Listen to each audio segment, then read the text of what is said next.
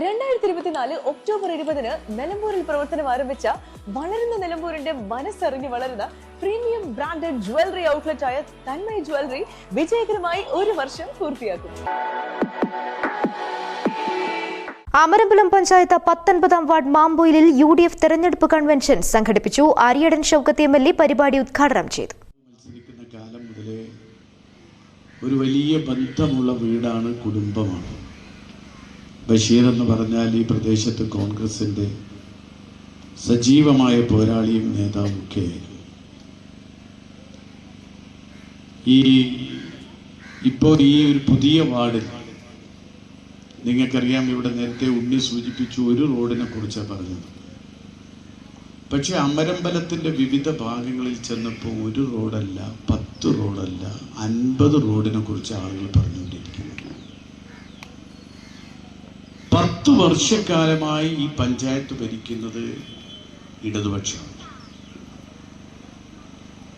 9 വർഷക്കാലമായി നിലമ്പൂരിന്റെ MLA ഇടതുപക്ഷമാണ്. 9.5 വർഷക്കാലമായി കേരളം ഭരിക്കുന്നത് ഇടതുപക്ഷമാണ്.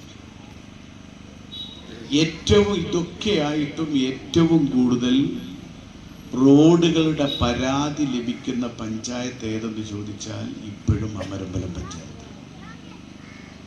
ഇവിടെ ജില്ലാ പഞ്ചായത്തിന്റെ കഴിഞ്ഞ പ്രാവശ്യത്തെ സ്റ്റാൻഡിംഗ് കമ്മിറ്റി ചെയർപേഴ്സൺ DPC മെമ്പറും കൂടിയാണ്.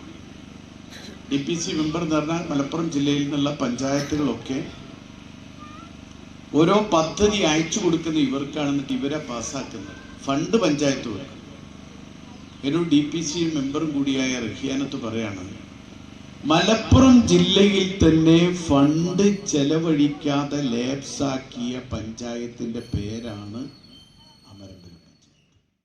വരുന്ന തദ്ദേശ തെരഞ്ഞെടുപ്പിൽ മികച്ച രീതിയിൽ വിജയം നേടുന്നതിനുള്ള മുന്നൊരുക്ക പ്രവർത്തനങ്ങളുടെ ഭാഗമായാണ് കൺവെൻഷൻ സംഘടിപ്പിച്ചത്. KT രതീഷ് അധ്യക്ഷത വഹിച്ചു. സംസ്കാര സാഹിതി നിലമ്പൂർ നിയോജക മണ്ഡലം ചെയർമാൻ ദേവൻ ചാലിയാർ മുഖ്യപ്രഭാഷണം നടത്തി. PM സീതിക്കോയ തങ്ങൾ, അഷ്റഫ് മുണ്ടശ്ശേരി, EK ഹംസ, വേണുഗോപാൽ, സ്ഥാനാർത്ഥികളായ കേമ്പിൽ രവി, റഹിയാനത്ത് കുറുമാടൻ, റീന ബാബു എന്നിവർ സംസാരിച്ചു. ഷാഹുൽ പുതിയകത്ത് സ്വാഗതവും അമീർ അബ്ബാസ് നന്ദിയും പറഞ്ഞു. News bureau, Pookkottumpadam. സ്വന്തം ഹൈസ്പീഡ് ഇന്റർനെറ്റ്, നമ്മുടെ സ്വന്തം ഇന്റർനെറ്റ്.